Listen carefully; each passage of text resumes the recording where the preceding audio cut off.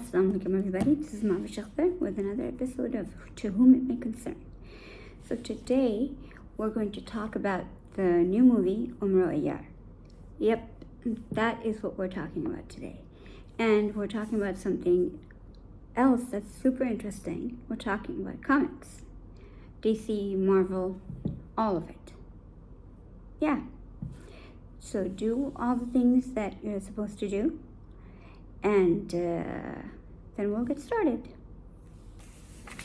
All right. Hoping you're done so we can get started. So I am a huge comic fan. Any shape, any form, written or movies or however you want to present it to me, I'm a nerd. I'm a huge, is that what comic book fans are called? Nerd, geeks, whatever? Yeah. So here's my backstory on that, because of course, I'm going to tell you. When I was a kid, like 8, 9, 10, around that age when I started reading comic books, in Pakistan, because I was at that age, 6, 7, 8, I was in Pakistan at that age. Comic books were the cheapest things you could buy. And they were, basically they would, when you buy books, they would just give it to you for free, for those of you who were my younger audience, if I have any. So we used to get a lot of those, and sometimes we would just pick a bunch of those and we would get them for free even. So I started to read, and then I got super, super into it, and to this day I read them. And then when the Marvel Cinematic Universe started, even before that, when Hulk didn't belong to Marvel, I watched that movie and Iron Man, and then I was hooked. That was it. Then this one, Umro Ayyar, came out. And people told me, hey, you should go watch it. And I was like, I'm not really into Pakistani movies, dramas. Sometimes I can stomach it, if it's not too sad, if they're not always talking about really depressing things, because, life is depressing enough. Let's not make it worse by watching these kinds of things. But everybody said, no, it's kind of a decent movie. Let's go watch it. So I watched it, and what do you know? It was absolutely amazing. Seriously amazing. And I am so proud of, the producers and directors and writers and all of them to make something that is our heritage, that is part of our, part of our country, part of our culture and custom, and turn it into something so amazing that our kids can enjoy it. We can enjoy it, and then our kids can enjoy it. Because I really wanted something like this that I can connect with my kids on. We love watching Marvel, and, they love DC as well. I never got a taste of that, taste for it, I should say. And we watched the movies together too, but it took me a long time to get to the movies with them, because you have to be careful about what kind of stuff that will come in between, and do I want to introduce this to them, and what age, and all of those things that you have to worry about as a mother. So I really, and of course, as a parent, you also worry about getting them connected to their own culture.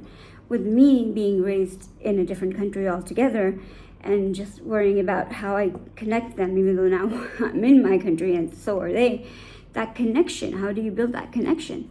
And this movie did all of that so beautifully. I don't want to go into too much detail of that, and maybe I'll make another video about that.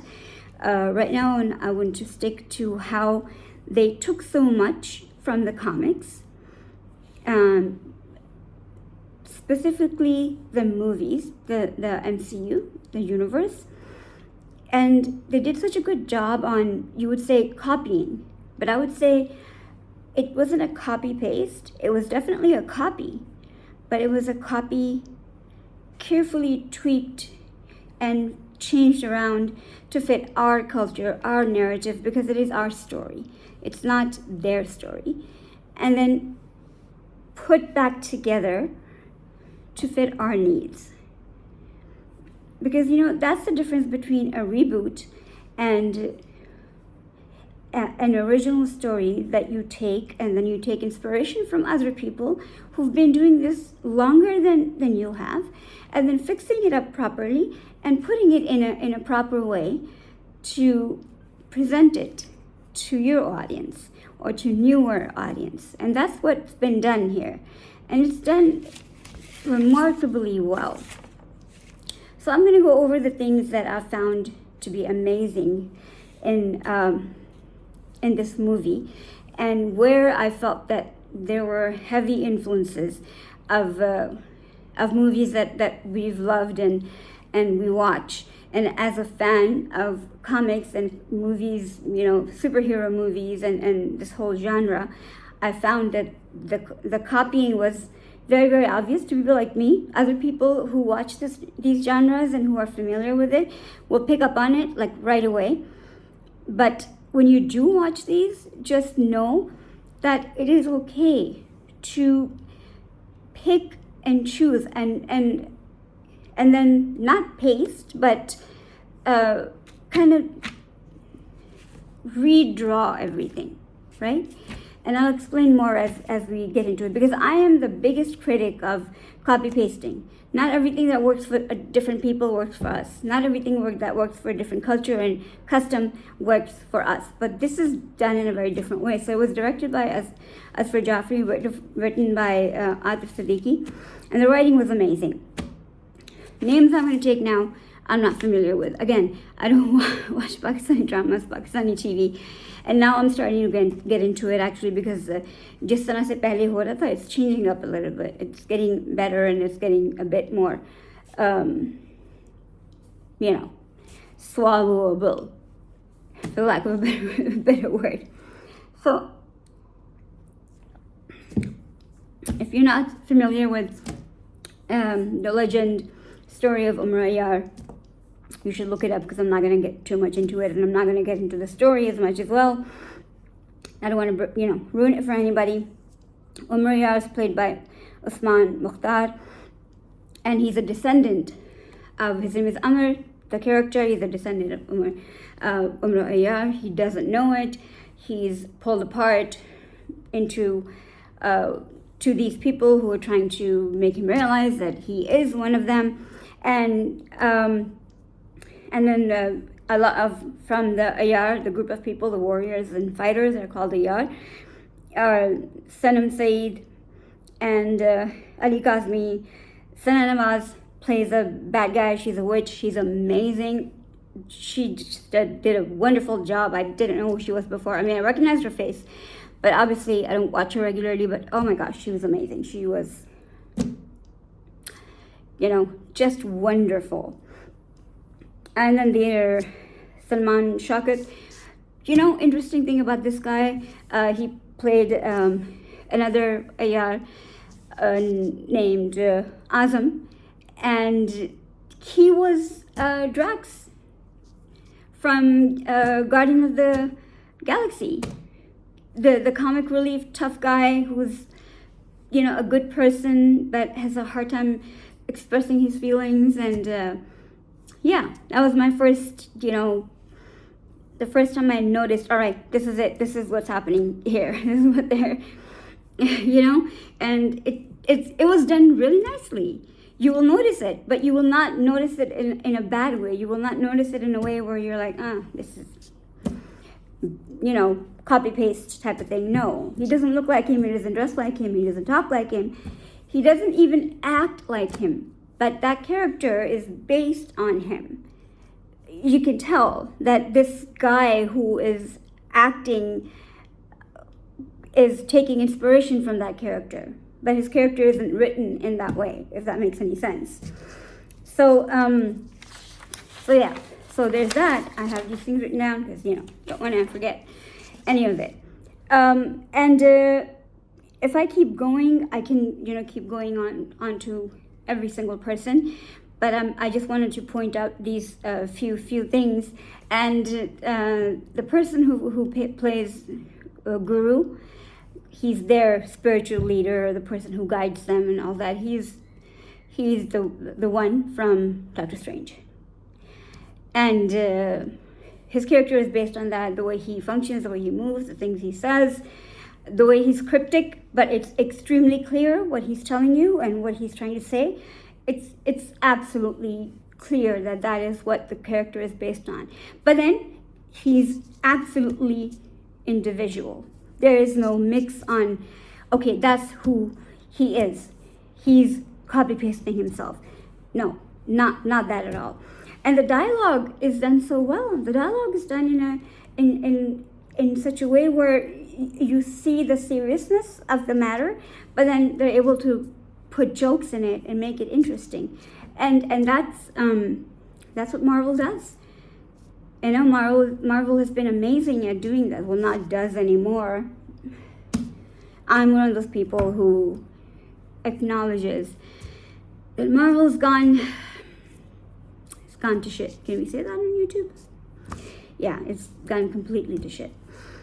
But yeah, they were amazing at bringing it out in a way where you can be really emotional and worried about the condition of whatever, you know, trouble or situation that everybody was in, but then you're still able to laugh and you're still able to feel lighter as the characters are dealing with each other and kind of interacting with each other with their heightened emotions or their happiness, or their sadness, or their dislike for each other, or whatever it may be.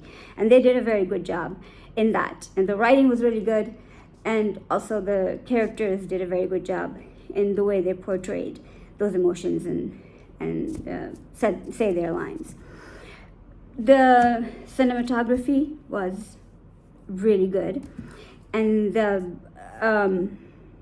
special effects, really nicely done for first time especially. And I wouldn't say, oh, good effort for first time. No, it was actually really good.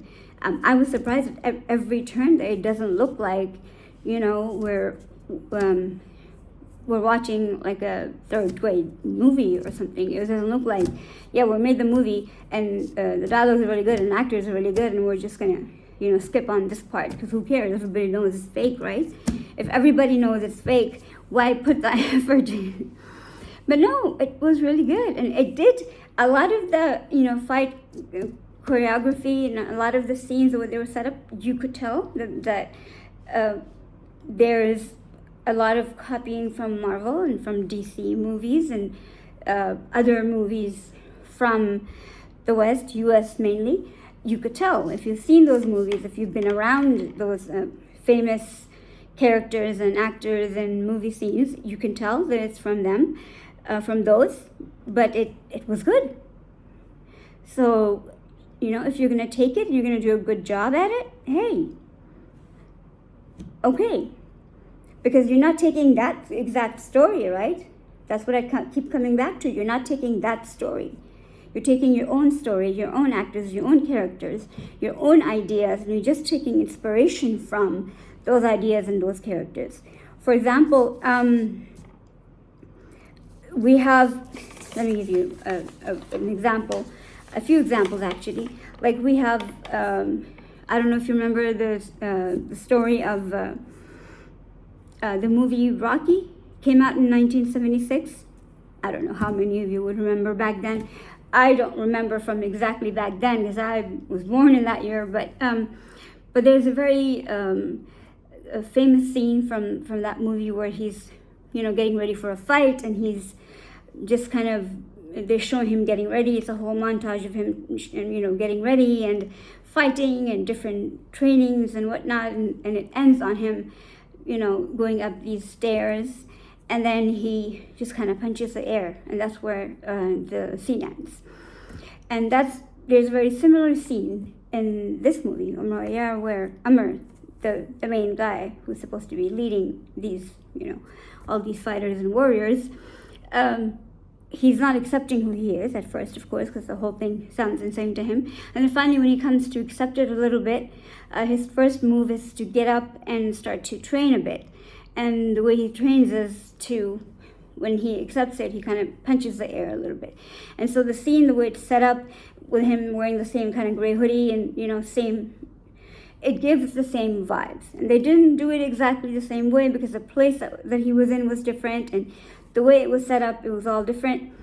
But you could tell that that was the inspiration, that, all right, I'm ready to go, that kind of thing, where this is where they're coming from. So these things, okay, this is where you're getting rich, but the storyline is nothing like that.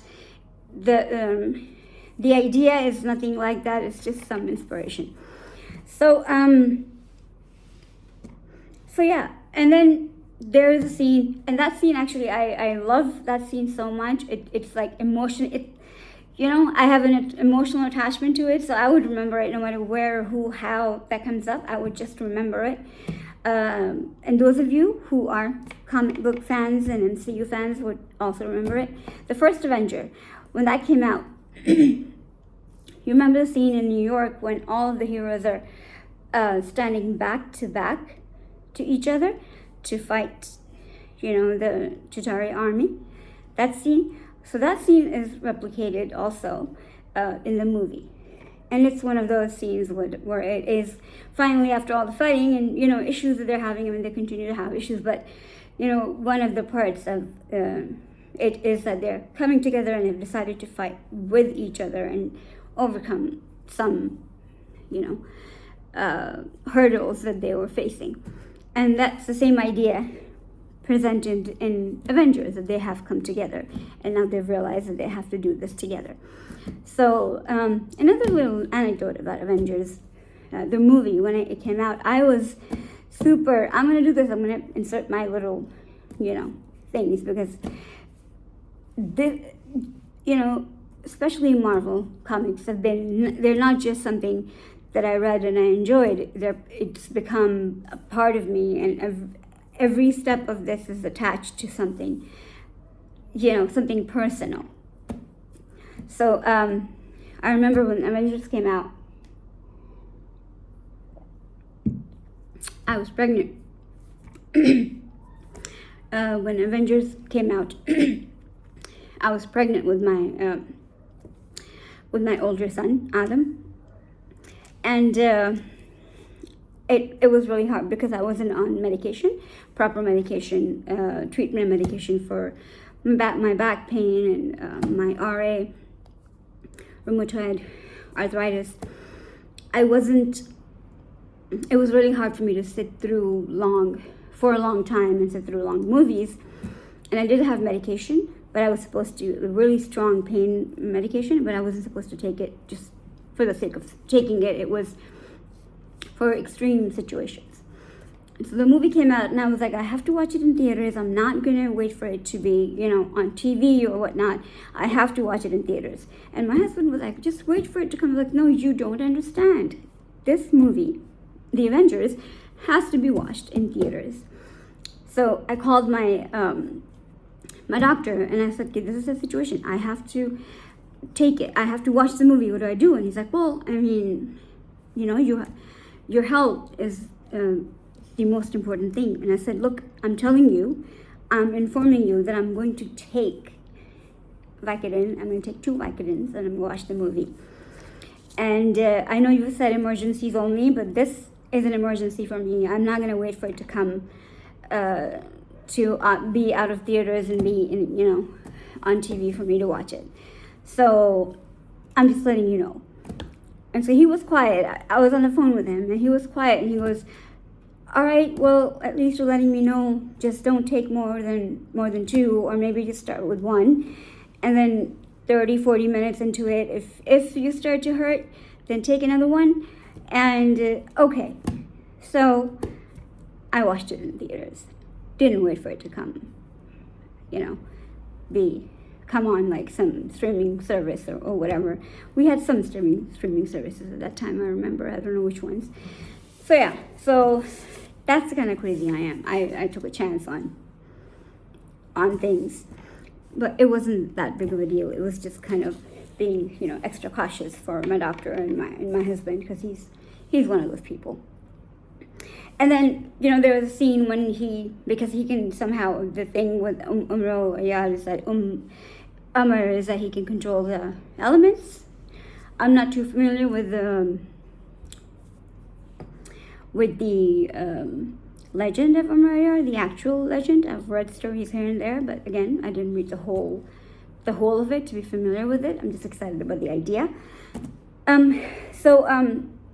There's a scene where he punches the ground when he starts to accept it, and the ground shakes all around him, and he's able to do other things, and I'm not going to go in detail again to save you guys time and not to reveal too much. And that happens, and that's also Hulk's done that a few times. He's pounded the ground to make it shake, and once he did it to bring back Iron Man, actually in the first movie he did it, and he's done it a few other times. So that was very much like the way it, the way they showed it, and the way it was set up, and the way it was shown. It felt very you could see the similarities. You could see that, again, how it is and how they're trying to put it all together, how they're trying to make their own story out of the other parts that they've seen, and how they've worked well, and they wanted to take from it. And I really liked how they put the backstory together. Like, there weren't any long monologues. They weren't people just, how we have in our movies. And I'm not constantly trying to kind of insult and talk down our genre of movies and TV shows in Pakistan. It's just not my cup of tea. Like, I don't watch even American or British or whatever dramas that are lengthy, that take too long either. I just like things to be short and quick, like the 6 or 8 episode series in comedy, which is like quick and fast, and because I don't like to invest too much in it. If it's taking too long, I'm done. So I'm equally, if I'm putting something down, I'm equally putting it down. So I like the fact that there wasn't a lot of long monologues, a lot of emotional outpouring of, and there were a lot of emotional scenes and a lot of emotional discussion, but it was done in a very practical way, where you and I would be talking about emotional things in our lives and emotional issues in our life. And so the dialogue was very realistic, and it was very well done by the actors as well. They took it, they didn't make it look fake, where it's very easy to make these things look fake. When, because most of our people who do act, they're used to those kinds of dramas. They're used to talking about these things in length and having those kinds of dramatic flares in their acting as well, in their mannerism and body language as well. So it's hard to tone it down and bring it back to reality, even when the cameras are rolling, when you haven't been doing that so much. So they did a fantastic job of keeping it real. And the way the backstory, like as I was saying, the backstory was told. It could have been a huge monologue. It could have been people talking to him about it and, being all depressed and being all, however. Rather than that, they made it, and I'm not going to, again, tell you much about it because it would be more interesting if you watched it. And the way they made it, the way his story was told to him, the way it came to him was extremely interesting and very, very unique. And I would say even unique from, the West perspective, and the way, and in some ways, actually, it was, again, taken from movies. I thought that it was the way Thanos and Soul Stone worked, and how Thanos, and even they were about to put it in Endgame when Tony Stark died, that he was going to go in that place where he could communicate with his daughter when she was older, but they cut that scene. If you're an MCU fan, you would know what I'm talking about. But they made it to seem like a place like that, but not really. But then the way they made it and the way they handled the whole backstory and the way it was told to him and to the audience was amazing. It was done in a very authentic way, a very nice storytelling way, which is, you could tell the idea came from somewhere in that realm, but then it was changed and it was tweaked very well to suit our audience, to suit us, basically. So I really appreciated that as well. And it would be unfair of me to not mention the role of female sexuality or sexuality as a whole before I end this video. It would be absolutely unfair for me to do that, because that was another thing that I was worried about. And I'm so tired of it in movies that we watch, English movies, and I'm so tired of it in Pakistani movies or TV shows or anything. I'm tired of watching women, even if they have a major role, even if they're being cast or being given a major role to play, as warriors or independent women or whatnot, there's still some kind of sexuality involved. There's still some kind of but women, but they are women. Like, we are being made to realize that they are women. We are being told or being shown, or some kind of realization that these are women and these are men. But that's not a realization. We're not being told separately that these are men. But for women, we are being told that these are men, these are women. But in this movie, there was nothing like that. Like I told you, that actress, that she played a witch and she was a bad guy. She was amazing. She was just, and there was no mention of what gender she was. And her clothes were just as covered or not covered as the men. And then in the Ayyar, in the fighters and warriors with Umro Ayyar, they were women and they were wearing the same kinds of clothes, and you don't even notice what kind of clothes they're wearing. I mean, that thought of the role of women came to me later, after I was done watching the movie.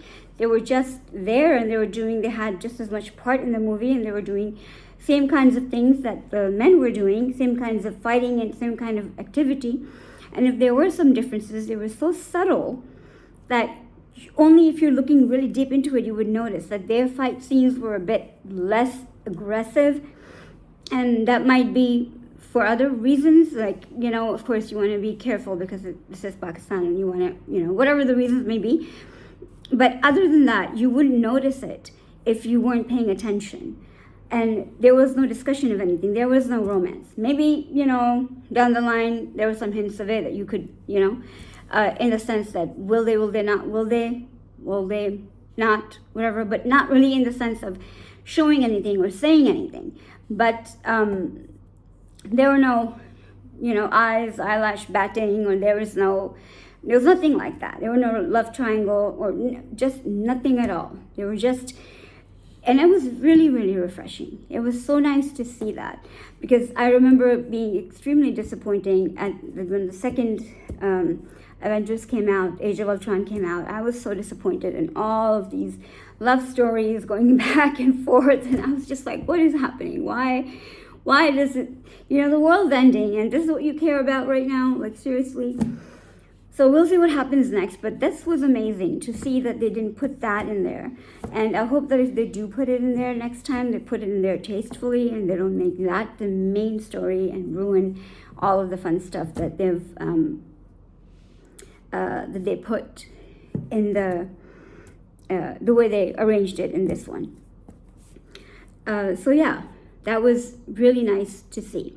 And my excitement comes again for the reason that our culture, we have been killing our own identity, our own culture, because we're so busy either promoting other people's culture and other people's identities, or we are, even if we have our own movies and our own shows, we're busy borrowing or just copy pasting as it is from their culture, right? We don't do our own thing. And this is amazing because we're doing our own thing, because we're taking it as it is, because we have, and this is amazing because we're doing our own thing. We're not taking it as it is. This is our story, and we're taking it and running with it. And we're taking ideas and inspiration and suggestions from people who have been doing it for decades and decades and decades and have been getting it right. So yeah, it makes sense for us to get ideas from them. It makes sense for us to, get, suggestions from them and see what went right. And then try to apply that and then see how we can do it better. And maybe next time we won't need to do that. And then we'll get into our own rhythm of how we do it and what we do it, wonderfully. Because up until now, there was nothing. And now there is something and there is appreciation. And then when you have appreciation, you know what people liked. And then when you have criticism, you know what people didn't like. So then you take the two and then you keep going on the track that people did like. And you stay away from the track that people did not like. So you gradually build on it. You will build on it, and then you'll get better and better. So for the first time, I think it was amazing. And hey, Comic-Con San Diego, oh my God, that's the dream. I couldn't be happier and prouder. And this is something that I can actually sit with my kids and watch. And if more of these things come out, I would... I think a lot of people in Pakistan would be really happy and really would encourage projects like this. And I feel like this should turn into a TV show. I feel like there should be more legends and more stories that we have that are ours should be turned into movies and TV shows. And for kids, for us, for adults, and for kids. And this is something that kids can watch and adults can watch. And then I feel like we should have these kinds of things more and more for kids as well, because the things that we have for kids are just so bogus that my kids don't want to watch it. They get bored from it because of the things that we have from outside that are so well made, so well done, that they don't want to watch the things that we have here. And I want to point out the main big thing that is a copy paste, which is like a literal copy paste, by the way. There's no took it and then tweaked it and whatnot. Is the villain, and I want to make sure that I have his name correctly. That's a total copy paste, by the way. His name is, I wrote it somewhere over here. Farhan Tahir, I think. I don't know how many of you recognize him from the first movie. The first movie, Iron Man. Ring any bells? Let me know how many of you recognized him as the villain in that movie as well, who was working with Obadiah, his Tony Stark's uncle, who had kidnapped Tony Stark, where he made his first Iron Man suit in the cave. Yeah, that was a literal copy-paste. And it was so amazing. It was like almost an Easter egg. It was just like, oh, okay. So yeah, that was fun to watch. I mean, I didn't mind any of these things, but that was actually fun to watch. He was just as amazing as he was the first time. And I don't have anything negative to say about the movie. There were some things, of course, that could be better, but as hard as they tried, as good as they were, I feel those could be overlooked, and hopefully next time they will improve, and next time they would not need to rely so heavily on other people and their, other people's scripts and other people's style of writing and other things that we've mentioned. But if they do that for a couple more times, that's okay. This movie made it to Comic-Con. It does not get better than that. Really. Does not get better than that. And to make a fan out of me first time, yeah, not easy. Really not easy. Alright, this got really, really long, you guys. I still have so much to say, but I'll cut myself off right here. Alright, I will see you guys later. Have a good night, good evening, good afternoon, and bye-bye.